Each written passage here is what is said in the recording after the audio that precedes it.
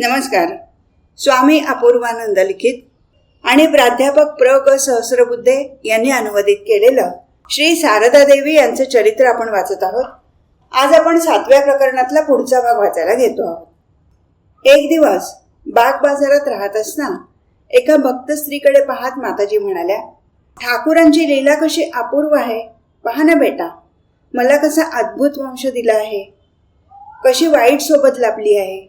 एक वेडी आहे तर दुसरी वेडी होत आहे. हे आणखी एक ध्यान पहा. हाय हाय, कोणाला मी पाळून पोसून वाढवलं. तिला काडीचीही अक्कल नाही. तिच्या ठिकाणी अशी आसक्ती उपजेल हे मला ठाऊक नव्हतं. ते ऐकून त्यांच्याजवळ बसलेली एक नातेवाईक बाई गाल फुगवून उठून गेली. माताजी त्या भक्त स्त्रीला पुढे सांगू लागल्या, केवढ्या भाग्याने हा मनुष्य जन्म लाभतो. निरंतर भगवंताचं स्मरण करत राहा. कष्ट उपसले पाहिजेत. कष्टाशिवाय काही एक मिळत नाही. या जगात कामाधामातूनच भजन पूजनासाठी वेळ काढावा लागतो. वास्तविक पाहता माताजींच्या वंशातील सगळ्यांचा जन्म योगमायेच्या अंशापासून झाला होता. त्यांच्या भावाचं आचरण घोर संसारी माणसाच्या आचरणासारखं होतं. रात्रंदिवस त्यांना पैशाशिवाय दुसरं काही सुचत नसे. एक दिवस फार रागाने माताजी आपल्या भावासंबंधी म्हणाल्या, ते तर पैशाशिवाय दुसरं काही ओळखत नाहीत. दिवस रात्र पैसा पैसा करत असतात. आपल्याला ज्ञान प्राप्त व्हावं, भक्ती घडावी अशी त्यांनी कधी चुकून सुद्धा इच्छा बाळगली नाही. ठीक आहे, जशी ज्याची इच्छा असेल तसं त्याला मिळव. माताजींचं ईश्वरी जीवन पाहून कधी कधी त्यांच्या भावांना फार आश्चर्य वाटत असे. एक दिवस प्रसन्न म्हणजे माताजींचे बंधू माताजीजवळ आले आणि म्हणाले, ताई, मी ऐकतो की तू कोणाला म्हणे स्वप्नात दर्शन देऊन मंत्रदीक्षा दिलीस आणि त्याची मुक्ती होईल असं त्याला आश्वासन दिलंस, आणि आम्ही काय तसंच राहणार. आम्हाला तर तू स्वतःचं लहानाचं मोठं केलंस. ते ऐकून माताजी थोड्याशा पेचातच पडल्या. मग गंभीर होऊन त्या म्हणाल्या, जे ठाकूर करतील ते होईल. अरे श्रीकृष्ण त्या गोपाळांच्या मुलांबरोबर कितीतरी खेळला फिरला. त्यांच्याबरोबर उठला बसला. त्यांचं उष्ट सुद्धा त्याने खाल्लं. पण म्हणून काय ते कृष्णाला ओळखू शकले होते. हे बोलणं ऐकून प्रसन्न निरुत्तर झाले. जयरामवाटी इथे असताना आपल्या नातेवाईकांच्या वाईट वागणुकीचा माताजींना अगदी वीट आला. शेवटी त्या एक दिवस म्हणाल्या, पहा बरं, तुम्ही मला अधिक त्रास देऊ नका. या माझ्या देहातच जे वास करून आहेत ते जर का रागवले तर ब्रह्मा विष्णू महेश कोणीही तुम्हाला वाचवू शकणार नाही. स्त्री देहधारी माताजींच्या ठाई जी जीवोद्धारक कल्याणमयी ईश्वरशक्ती वास करत होती, तिची या जगातील लोकांना कुठे धड कल्पना होती. त्यासंबंधी ज्या 2-4 घटना आज वेदित आहेत त्या अगदी आश्चर्यचकित करणाऱ्या आहेत. त्या ऐकताना असं वाटतं की जणू आपण देवी देवता ज्या काळी मानवांमध्ये राहून आपली लीला दाखवत असत त्या पौराणिक काळात वावरत आहोत. गिरीश बाबूंच्या जीवनातील घटनांचं वर्णन पूर्वी आलेलंच आहे. त्याहीपेक्षा अधिक रोमांचकारी अशी एक घटना आम्ही इथे सांगणार आहोत. इसवी सन 1898 गोष्ट आहे. स्वामी विवेकानंद त्यावेळी अमेरिकेतून नुकतेच परत आले होते. आध्यात्मिक जीवनाचा लाभ करून घेण्यासाठी श्री सुरेंद्रकुमार सेन स्वामींजवळ येऊ जाऊ लागले होते. काही दिवस असंच चाललं, पण पुढे त्यांचा आग्रह पाहून स्वामीजींनी त्यांना दीक्षा देण्याचं मान्य केलं. दिवस ठरला. त्या दिवशी दीक्षा घेण्याच्या तयारीने सुरेनबाबू आलम बाजार मठात उपस्थित झाले. स्वामीजी पूजागृहात जाऊन ध्यानमग्न झाले. ध्यान समाप्त झाल्यावर स्वामीजींनी त्यांना बोलवलं आणि म्हटलं, हे बघ, ठाकूर म्हणतात की मी तुझा गुरु नाही. तुला दीक्षा देणारी व्यक्ती माझ्यापेक्षा कितीतरी श्रेष्ठ असल्याचं त्यांनी मला दाखवून दिलं. तू हताश होऊ नकोस. योग्य वेळ आली की सगळं ठीक होऊन जाईल. हे ऐकून सुरेनबाबूंना फार वाईट वाटलं. त्यांच्या मनात विचार आला, स्वामीजी मला योग्य समजत नसावे म्हणून त्यांनी मला उपदेश दिला नाही. त्यांच्यापेक्षा आणखी कोण श्रेष्ठ असणार. ह्या घटनेनंतर काही दिवस गेले. सुरेनबाबू जिथे काम करत असत तिथेच त्यांनी एके रात्री स्वप्नात स्वतःला श्री रामकृष्णांच्या मांडीवर बसलेलं पाहिलं. त्याचवेळी एक ज्योतिर्मयी देवी मूर्ती त्यांच्यासमोर प्रकट झाली आणि त्यांना म्हणू लागली, घे मंत्र घे. ते ऐकून सुरेनबाबू म्हणाले, आता तर मी ठाकूरांच्या मांडीवर बसलो आहे. आता कशाला हवा मला मंत्र. मला आता मंत्रातंत्राची काही जरुरी नाही. परंतु ती देवी जेव्हा विशेष आग्रह करू लागली तेव्हा त्यांनी तिला विचारलं, तुम्ही कोण आहात. शांत स्मितयुक्त दृष्टीने भक्ताकडे पाहत ती देवमूर्ती म्हणाली, मी सरस्वती आहे. असं म्हणून तिने मंत्रोच्चार केला. मंत्र मिळाल्यावर सुरेश बाबूंनी विचारलं, ह्या मंत्राने काय होईल? उत्तर मिळालं, कवी बनू शकशील. सुरेश बाबू उद्गारले, कवी? मला नाही कवी व्हायचं. देवीच्या कंठातून तेजस्वी स्वर बाहेर पडले. कवी कोणाला म्हणतात आहे ठाऊक? कवी म्हणजे ज्ञानी. त्यानंतर मंत्राचा जप कसा करायचा ते देवीने दाखवलं. ह्या घटनेनंतर सुरेश बाबूंनी मठात जाऊन स्वामीजींना वरील स्वप्नाची सगळी हकीकत सांगितली. ती ऐकून अतिशय आनंदित होऊन स्वामीजी म्हणाले, ठाकूर सांगत असत की देवासंबंधीची स्वप्न नेहमी खरी होतात. याला स्वप्नसिद्धी म्हणतात. या मंत्राचा जप करण्यानेच तुझं भलं होईल. आणखी काही करण्याची आवश्यकता नाही. परंतु इतक्या उपरही सुरेश बाबूंना स्वामीजी आपल्याला टाळू इच्छित आहेत असंच वाटलं. त्यांचा स्वप्नावर विश्वास नव्हता. ते चालत्या बोलत्या देवतेची कृपा प्राप्त करू इच्छित होते. त्यांचं मनोगत ओळखून स्वामीजी म्हणाले, आता मनाचा पक्का निश्चय कर. स्वप्नातील घटना सत्य मान. त्या मंत्राचा जप करत जा. त्यानंतर त्या मंत्रदात्री देवीचं तुला साक्षात दर्शन घडू शकेल. ती देवी बगला देवीचा अवतार आहे. या युगात ती सरस्वतीच्या रूपाने अवतरली आहे. विश्वास असो किंवा नसो, पण मंत्राचा जप करत जा. त्याने तुझं अवश्य कल्याण होईल. तथापि सुरेश बाबूंनी एक दिवसही त्या मंत्राचा जप केला नाही. या घटनेनंतर जवळजवळ 12 वर्षांनी सुरेश बाबूंना कामरूपुकूरचं आणि जयराम वाटीचं दर्शन घेण्याची तीव्र इच्छा झाली. कोणीतरी जबरदस्तीने आपल्याला तिकडे ओढून नेत आहे असं त्यांना वाटत होतं. दर्शनासाठी ते अगदी उतावीळ झाले होते. एका भक्ताला बरोबर घेऊन ते कामरूपुकूरला गेले आणि तिथून जयराम वाटीला येऊन पोचले. दुसऱ्या दिवशी संध्याकाळ उलटून गेल्यावर माताजींनी सुरेश बाबूंना आपल्याजवळ बोलवले. माताजी आपल्या लहानशा पूजागृहात श्री रामकृष्णांच्या फोटोसमोर बसल्या होत्या. भक्त जवळ येताच माताजींनी प्रेमाने विचारलं, बेटा काय हवं तुला? भक्त म्हणाला, मला त्यातलं काहीच कळत नाही. श्री माताजी म्हणाल्या, जे हवं असेल ते मिळेल. शक्तीचा मंत्र घेशील? शरणागत भक्ताने कातर स्वरात म्हटलं, मला शक्ती बिक्ती काहीच समजत नाही. माझं कल्याण कशात आहे हेही मला समजत नाही. जे मला मंगलप्रद असेल ते द्या. माताजींनी आदेश दिला, ठीक आहे, उद्या सकाळी करू. काही फुलं गोळा करून आण. दुसऱ्या दिवशी ठरल्या वेळी भक्त सुरेश बाबू दीक्षा घेण्यासाठी माताजींजवळ हजर झाले. त्यांना पूजेच्या आसनावर बसून माताजींनी आपला उजवा हात त्यांच्या मस्तकावर ठेवला आणि डाव्या हाताने त्यांची हनुवटी धरून त्यांना महामंत्र दिला. तो मंत्र ऐकता क्षणी सुरेश बाबूंच्या डोळ्यासमोर अनेक वर्षापूर्वी पाहिलेलं ते स्वप्नातील दृश्य नाचू लागलं. ते आनंदमग्न झाले. त्यांची बाह्य चेतना हरपली.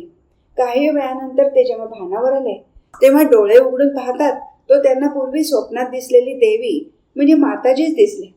स्वप्नात दिलेल्या मंत्राची गोष्ट आठवून माताजी म्हणाल्या, काय जमलं ना नीट? मधून मधून ठाकूरांचं दर्शन घडतंय ना? संशयाचं धुकं पार नाहीसं झालं. सुरेश बाबूंचं हृदय दिव्य ज्योतीने आलोकित झालं. माताजींच्या पुनीत स्पर्शाने त्यांच्या अंतःकरणात पूजनाचा स्वर्गीय सुगंध दरवळू लागला. आपलं प्रेमळ छत्र घेऊन माताजी आपल्या पाठोपाठ वर्षानुवर्ष फिरत होत्या. हा विचार मनात येताच ते अधिकच विस्मित झाले. आतापर्यंत ते स्वतःच माताजींपासून दूर दूर राहत आले होते. भाऊ भाऊजांची आपापसातील भांडणं नेहमीच चालू असत. कधी कधी माताजी अतिशय त्रस्त होऊन जात. तरीही त्या काही बोलत नसत, सगळं सहन करीत. एक दिवस काली आणि वरदा या दोघा भावात एका क्षुल्लक गोष्टीवरून वादविवाद सुरू झाला. तो वाढता वाढता मारामारीपर्यंत पाळी आली. माताजींनी कुठवर चूप राहावं. त्या धावल्या आणि दोन्ही भावांच्या मध्ये जाऊन उभ्या राहिल्या. एकदा एकाचा हात धरून आपल्याकडे ओढावं तर एकदा दुसऱ्याला दूर ढकलावं. एकाला म्हणावं तुझं हे करणं अन्यायाचं आहे, तर दुसऱ्याला म्हणावं तूच दोषी आहेस. त्यांनी पुष्कळ प्रयत्न केला, पण भांडण खूपच जुंपलं. तेवढ्यात 4 लोक गोळा झाले. त्यांनी त्यांना एकमेकांपासून दूर केलं. मग ते एकमेकांना शिव्या देत 2 दिशांना निघून गेले. माताजी आपल्या घराच्या पडवीत परत आल्या आणि हसत हसत म्हणाल्या, महामायेची लीला किती विचित्र आहे. अनंत पृथ्वी पडली आहे आणि ही जागाही शेवटी इथेच राहणार आहे, पण हा काही जीवांना उमच पडत नाही. असं म्हणून त्या बराच वेळ हसत होत्या. जणू मूर्तिमंत अनासक्ती व्यवहारलिप्त आकांड तांडवाला हसत होती. भावांच्या संसारात माताजींना फार कष्ट झेलावे लागले. धानाच्या हांड्या उकडवणं, तांदूळ तयार करणं, स्वयंपाक करणं, भांडी घासणं, पाणी भरणं, भावांच्या मुलामुलींना सांभाळणं वगैरे सगळी कामं त्यांना करावी लागत. दिवसभर सारखं त्यांच्या मागे काम असे. माताजींचं योगमाया आश्रित जीवन अशा प्रकारे चालू होतं. हळूहळू जयराम वाटीला येणाऱ्या भक्तजनांची संख्या बरीच वाढू लागली. जय मातेच्या घोषणेच्या निनादाने जयराम वाटीला महातीर्थाचं महात्म्य प्राप्त होऊ लागलं. महाशक्तीच्या अनिवार्य आकर्षणामुळे दूरदूरचे स्त्री पुरुष, गृहस्थ, संन्यासी तिथे एकत्र होऊ लागले. श्री शारदा देवींचं मातृरूपात दर्शन घेऊन लोक कृतार्थ होऊ लागले. माताजींच्या ठाई त्यांना जगत तारिणी दिसत असे. आपल्या शेकडो पंगू बालकांच्या गुरु बनून माताजी त्यांना भवसागर पार उतरवित होत्या. देवीत्व आणि मातृत्व यांचा अपूर्व संगम त्यांच्या स्वरूपी एकत्र झाला होता. एकदा एक भक्त 10 दिवस जयराम वाटीला माताजींच्या सहवासात राहिला. नंतर तो घरी जायला निघाला. माताजींच्या चरणी प्रणाम करून त्याने निरोप घेतला. वर मान करताच त्याला माताजींचे डोळे पाण्याने भरलेले दिसले. माताजी आपल्या अंगावर प्रेमाने हात फिरवत आहेत असंच त्याला वाटलं. व्यथित होऊन माताजी म्हणाल्या, माझ्या बाळाला मी काही चांगलं खायलाही घालू शकले नाही. वास्तविक पाहता माताजींच्या व्यवस्थेत कोणत्याही प्रकारचं न्यून नव्हतं. तरीही आपण कमीच केलं असं त्यांना वाटत होतं. अश्रू ढाळीत भक्त बाहेर पडला. व्यथित हृदयाने माताजी बरंच दूर त्याला पोचवायला गेल्या आणि नंतर नजरेआड होईपर्यंत अश्रूपूर्ण नेत्रांनी त्याच्याकडे पाहत उभ्या राहिल्या. शेवटी तर त्या कल्याणमयीच्या डोळ्यातून अश्रू घळाघळा वाहू लागले. भक्त देखील जड अंतःकरणाने अश्रूंना वाट देत मार्ग अक्रमू लागला. तिथून 3 मैल दूर कामरपुकोला येईपर्यंत त्यांच्या अश्रूंना खळ पडला नाही. त्या थोड्या दिवसाच्या मुक्कामात त्या भक्ताला माताजींजवळून असा कोणता अमूल्य ठेवा मिळाला बरं, असा प्रश्न मनात येणं स्वाभाविक आहे. त्या भक्ताच्या घरी आई वडील, भाऊ बहीण सगळेजण होते. मोठ्या प्रेमळ वातावरणात तो वाढला होता. सांसारिक प्रेम आणि आनंद यांचं त्याच्या घरी लहानपणापासून अगदी वैपुल्य होतं.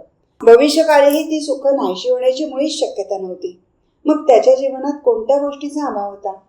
माताजींच्या सान्निध्यात त्याला कशाची पूर्ती लाभली? तिथून दूर जाताना व्यथित हृदय व्हावं, अविरत अश्रू ढाळावेत, अशी कोणती सार्थकता तिथे त्याच्या जीवनात प्रविष्ट झाली? अशी स्थिती त्या एकाच भक्ताची झाली असं नाही. माताजींच्या चरणाशी बसून शेकडो बालकांनी जीवनातील पूर्णता प्राप्त केली. या व्यावहारिक जगातील स्नेह, ममता, भोग, ऐश्वर्य आदी जी वस्तू त्यांना देऊ शकले नाहीत, ती वस्तू त्यांना माताजींच्या चरणाशी अगदी सहज गवसली. सांसारिक प्रेमात परतफेडीची एक सुप्त आकांक्षा विद्यमान असते. देण्याघेण्यानेच हे प्रेम व्यक्त होतं आणि त्याला पूर्णता येते. परंतु ईश्वरी प्रेम केवळ देण्यात सामावलेलं असतं. तिथे देण्यानेच तृप्ती होते.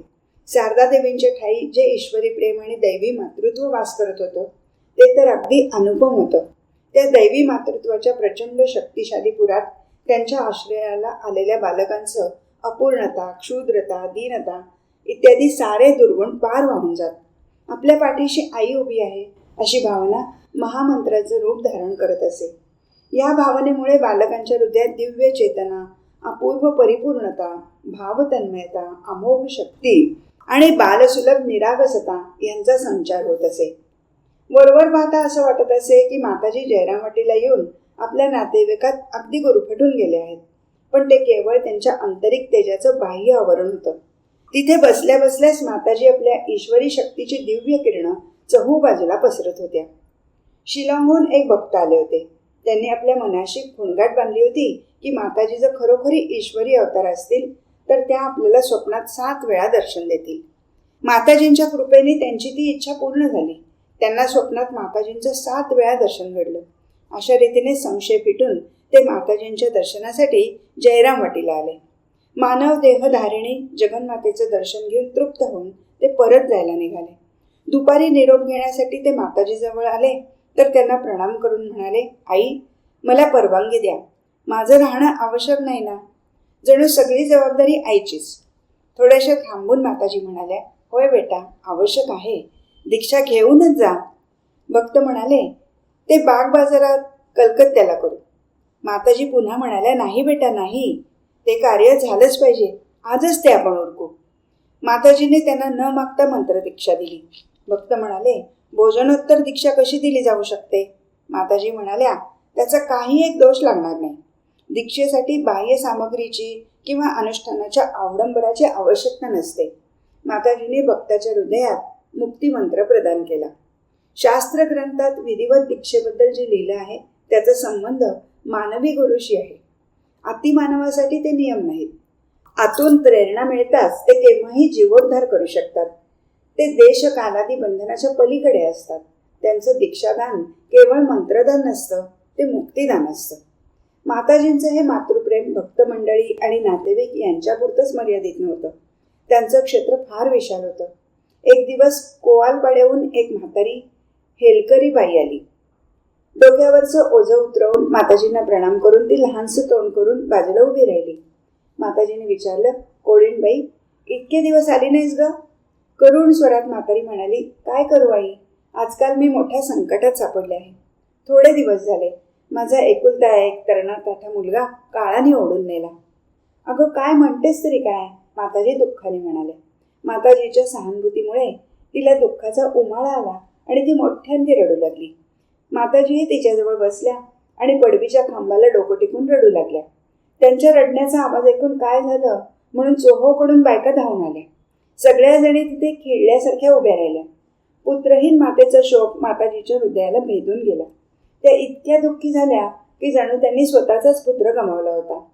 दुःखाचा भर ओसरल्यावर माताजींनी खोबरेल तेल मागवलं आणि म्हातारीच्या डोक्याला चोळलं. मग तिला मुरमुरे आणि गुळ देऊन निरोप देताना त्या भरल्या आवाजात म्हणाल्या, कोळीणबाई, ये पुन्हा केव्हा तरी. शोकहारिणी मातेने त्या म्हातारीचं सगळं दुःख जणू आपल्या हात ओढून घेतलं. म्हातारी शांत अंतःकरणाने घरी गेली.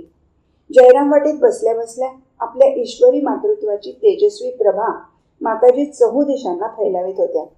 परंतु जयराम वाटी म्हणजे फारच एकीकडे असलेलं ठिकाण होतं.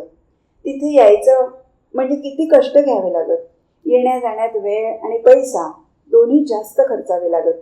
त्यामुळे इच्छा असूनही अनेक लोकांना माताजींजवळ जाता येत नसे. आपल्या भक्तांसाठी अनेक गैरसोयी सोसून माताजींना बराच काळ कलकत्त्याला राहावं लागे. इसवी सन 1908 पर्यंत माताजी जेव्हा केव्हा कलकत्त्याला आल्या तेव्हा त्यांना बाग बाजार मोहल्ल्यातील भाड्याच्या निरनिराळ्या घरात किंवा एखाद्या भक्ताच्या घरी राहावं लागलं. जीवोद्धाराचं त्यांचं महान कार्य हळूहळू बरंच व्यापक होऊ लागलं. युगावतार श्री रामकृष्णांचं आणि त्यांच्या उदात्त आदर्शांचं महात्म्य जो जो लोकांना पटू लागलं तो माताजींजवळ येणाऱ्या भक्तांची संख्या वाढू लागली. आता केवळ बंगालीच येत नसत तर सगळ्या भारतवर्षातील प्रांतोप्रांतीचे लोक आता माताजींच्या चरणांचं दर्शन घेण्यासाठी आणि कृपा प्राप्तीसाठी गोळा होऊ लागले. माताजींची कलकत्त्यातील राहण्याची गैरसोय दूर करण्यासाठी स्वामी शारदानंदांनी खूप परिश्रम केले. परिणामी बाग बाजारात आईसाठी एक भवन बांधलं गेलं. हल्ली तिथे उद्बोधन कार्यालय आहे. 23 मे इसवी सन 1909 रोजी माताजींनी नवीन भवनात पदार्पण केलं आणि आपल्या हातांनी बहुजन हिताय श्री रामकृष्ण देवांची तिथे स्थापना केली. त्या घरात कसलीही गैरसोय नव्हती. स्त्री पुरुष भक्तांना देखील शांतीप्राप्तीचं एक स्थान बसलं. स्वामी शारदानंदाची एकनिष्ठ साधना कारणी लागली. त्यांची मातृसेवा म्हणजे पुढच्या पिढीसाठी महान उज्ज्वल आदर्शच होय. शारदानंदांच्या सेवेने संतुष्ट होऊन माताजी प्रेमाने त्यांना माझा भारवाही, माझा वासुकी असं म्हणत असत.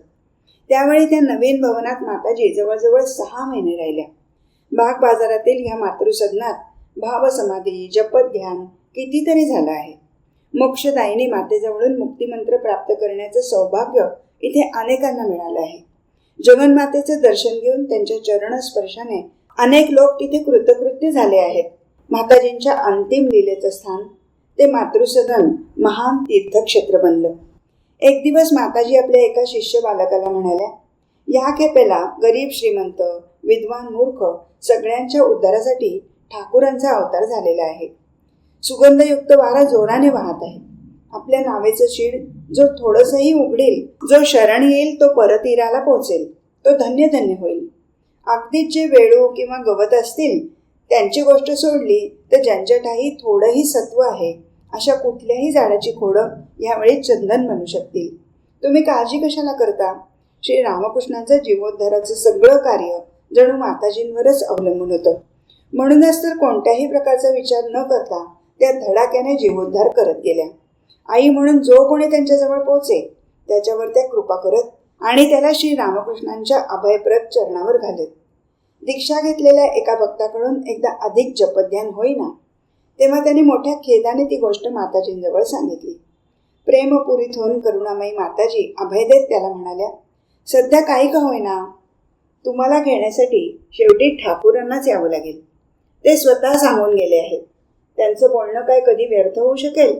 तुम्ही हे निश्चित समजा की तुमच्या मागे सदा सर्वदा ठाकूर उभे आहेत. एकदा एक भक्त दीक्षा घेण्यासाठी आला. सेवकजन त्याला घेऊन माताजींजवळ पोचले. त्याचा परिचय करून देऊन ते माताजींना म्हणाले, आई, ते पत्र ह्यानंच लिहिलं होतं. माताजींनी एकाच दृष्टिक्षेपात त्याचं अंतरंग पाहिलं. तो प्रणाम करून उठताच त्या म्हणाल्या, ह्याने? हा तर चांगला मुलगा आहे. दीक्षा दिल्यानंतर त्यांनी उपदेश दिला. हे पाणी पाहतोस ना, खाली जाणं हाच याचा स्वभाव धर्म आहे.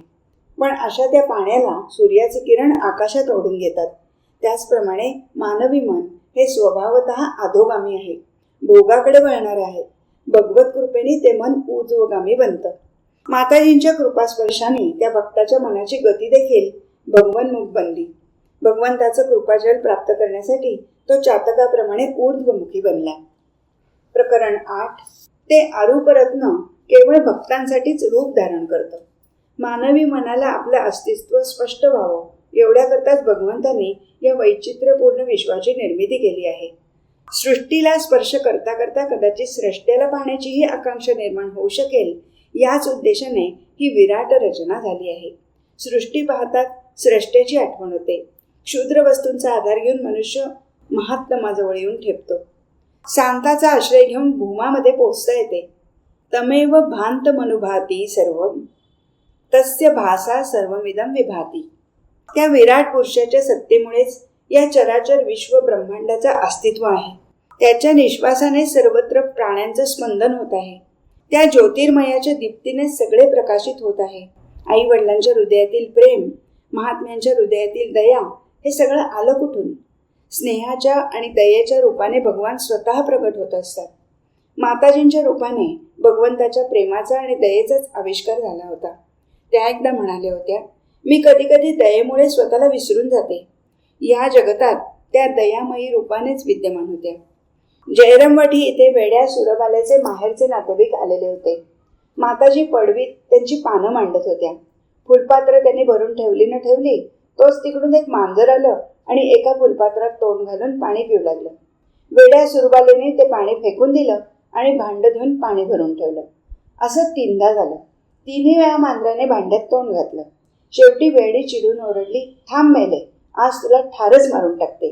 ते ऐकून करुणार्ध होऊन माताजी म्हणाल्या, असं नको म्हणूस, चैत्राचा महिना आहे, लागली असेल तहान, पिऊ दे तिला. वेडी तावातावाने त्यांना म्हणाली, राहू द्या राहू द्या, माणसांवर केवढी दया दाखवता तुम्ही, तर मांजरीवर दया दाखवायला निघाले आहात. माताजींचं मुखमंडल गंभीर झालं. त्या म्हणाल्या, ज्याच्यावर माझी दया नाही तो अभागीच म्हणावा लागेल. पण कोणावर मी दया करत नाही. मला तर असा प्राणी शोधूनही सापडत नाही. तो आवाज मानवी नव्हता, ती देवीची वाणी होती. वेळी देखील स्तब्ध होऊन माताजींकडे पाहू लागली. स्वर्गापवर्गदे देवी, हीच आमची आई. धर्म, अर्थ, काम आणि मोक्ष, ज्याला जे पाहिजे ते माताजी अगदी मुक्त हस्ताने देत असत. आपल्या स्नेहाच्या पदराखाली त्या सगळ्यांना झाकून घेत होत्या. सगळ्यांना कृपेचं आच्छादन देण्यासाठीच की काय? ह्या वेळेला आमच्या आई पडद्याआड लपून लपून वावरत होत्या. कोणताही भेद न करता माताजी सगळ्या संतानांना कडेवर उचलून घेत होत्या. कोणी चिखलाने बरबटलेला असो की केशराने रंगलेला असो, झाडाखाली राहणारा असो की राजवाड्यात राहणारा असो, माताजींच्या मनात असा भेदभाव कधीच येत नसे. सगळी त्यांना बाळं होती आणि सगळ्यांना त्या खऱ्या आई होत्या. त्यांच्या साडीचा मोठा थोरला पदर आपल्या संतानाच्या अंगावरील धूळ माती पुसण्यासाठीच तर होता.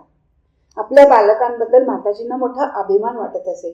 त्या म्हणत असत, माझ्या मुलांची अंग जर माती चिखलाने भरली तर त्यांना स्वच्छ करणं हे माझंच काम आहे. माताजी नेहमी माझी बाळं म्हणत आहेत. अरे तू देखील एकदा माझी आई म्हण ना. तुला पापपंकात लोळताना पाहू नये, त्या तुला माझं बाळ म्हणत आहेत, तर तू काय एवढी मोठी मानवर करून आईला आई म्हणूनही हाक मारू शकत नाहीस.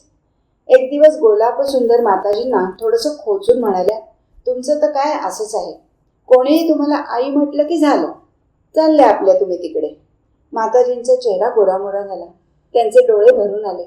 वेदनापूर्ण स्वरात त्या म्हणाल्या, गोलाप, मी तरी काय करू? आई म्हणून कोणी हाक मारली की मला मुळी राहवतच नाही. अंतःकरणापासून त्यांना नुसतं एकदा आई म्हणून हाक मारताच त्यांचं अमृत अभय प्राप्त होत असे. त्या म्हणत असत, मी सत आणि असत दोघांचीही आई आहे. सती आणि असती दोघींचीही मी आई आहे. एकदा शिलाँगसारख्या दूरच्या ठिकाणाहून काही भक्तजन माताजींच्या दर्शनासाठी जयराम वाटीला गेले. त्यांच्यापैकी एका भक्ताला स्वप्नात माताजींचं दर्शन घडलं होतं.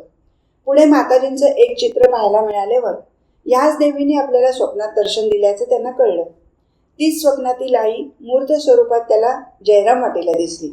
अपार आनंदाने आणि विस्मयाने भक्तजन गदगद झाले. या सगळ्या भक्तांना माताजीने महामंत्र दिला. जमिनीवर रांगणाऱ्या सगळ्याच बालकांना आईने आपल्या कडेवर उचलून घेतलं. निरोप घेताना एका शिष्याने माताजींचे चरणी प्रणाम करून त्यांना विचारलं, आई, मला आणखी काय करायला हवं? त्यांनी या उद्देशाने प्रश्न विचारला होता की माताजी आपल्याला काही विशेष साधन पद्धती, जप तप, पुरश्चरण आदी करायला सांगतील. माताजी शांतपणे अगदी सहज म्हणाल्या, तुम्हाला काहीही करायची आवश्यकता नाही. विस्मित होऊन भक्ताने विचारलं, काय, मला काही करावं लागणार नाही? माताजी म्हणाल्या, नाही. भक्ताच्या आश्चर्याला सीमा उरली नाही. ते म्हणाले, अगदी काही नाही? माताजी पुन्हा तेच म्हणाल्या, नाही, अगदी काही नाही. त्यांच्या तोंडचे ते शब्द ऐकताच भक्त मंडळींच्या चित्तात उजेड पडला. जिने आपल्यावर कृपा केली आहे तिनेच आपल्या भावबंधन मोचनाचा सगळा भार उचलला असल्याचं ते उमजले. तीच अमरपददायिनी भवानी होय. तीच जगज्जननी आहे. तीच ज्ञानस्वरूपिणी आहे. काही महिने जयराम वाटीला राहून माताजी कलकत्त्याला आल्या. जानेवारी इसवी सन 1910. बाग बाजारातील माताजींचं भवन म्हणजे भक्तांच्या दृष्टीनं जणू ध्रुवताराच होतं. माताजींच्या आगमनानंतर तिथे अनेक भक्त येऊ लागले. त्यांच्याजवळून दीक्षा घेऊन अनेक लोक कृतकृत्य झाले. माताजी जवळजवळ 1 वर्षभर तिथे राहिल्या. थंडीचे दिवस आले. माताजी कधी चोळी पोलके वगैरे घालत नसत. बगलेखाली एक लहानशी गाठ मारून त्या अशा रीतीने वस्त्र नेसत असत की त्याखाली त्यांचं सगळं शरीर झाकलं जाईल.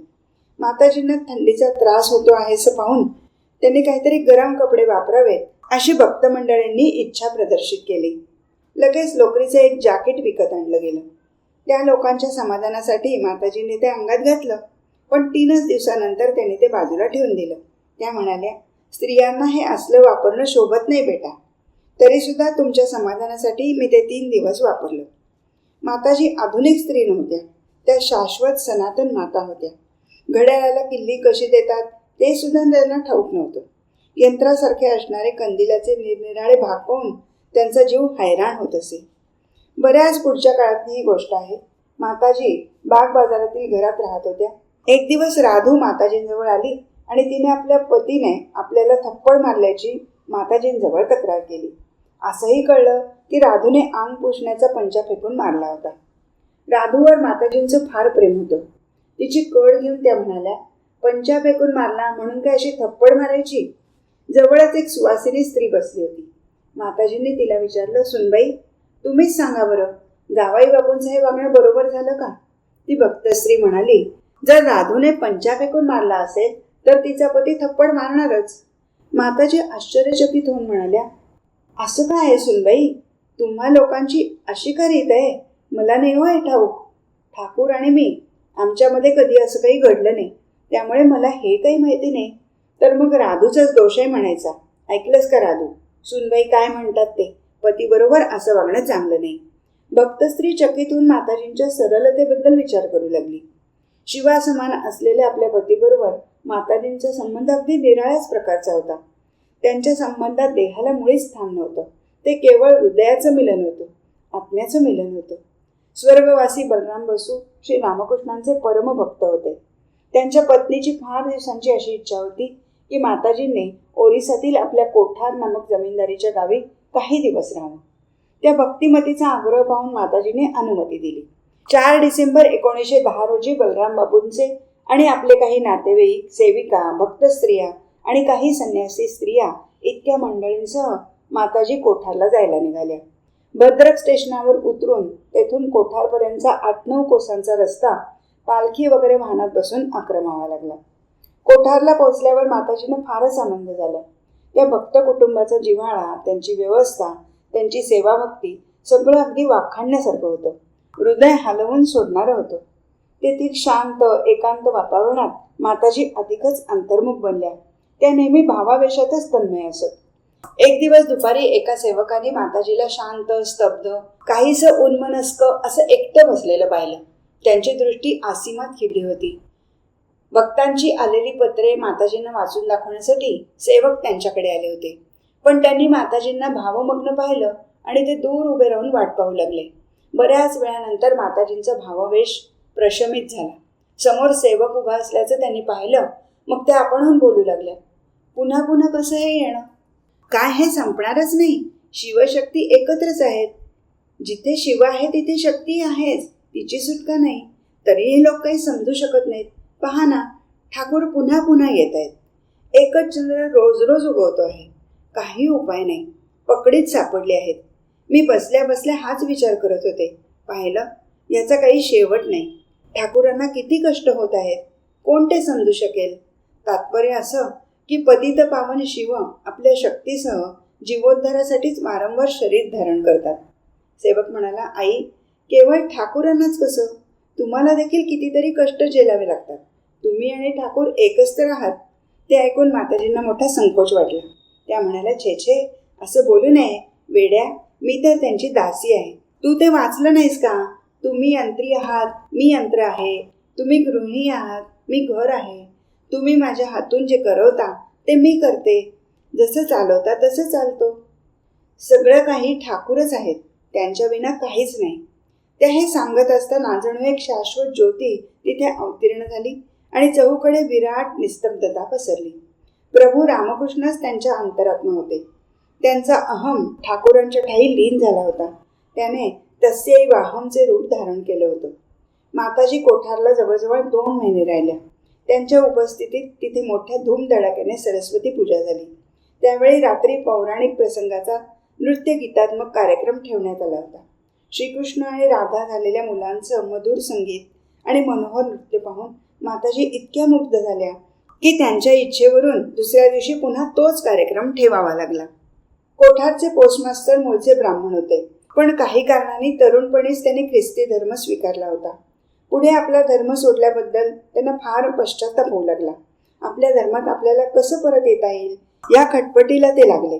माताजींच्या आदेशानुसार त्यांनी विधीपूर्वक प्रायश्चित्त घेतलं आणि जानवं घालून गायत्री मंत्राचा जप करून हिंदू धर्मात प्रवेश केला. त्यानंतर दुसऱ्याच दिवशी माताजींनी त्यांना दीक्षा देऊन कृतकृत्य केलं. आपला प्रसाद म्हणून माताजींनी त्यांना आपलं एक वस्त्र दिलं.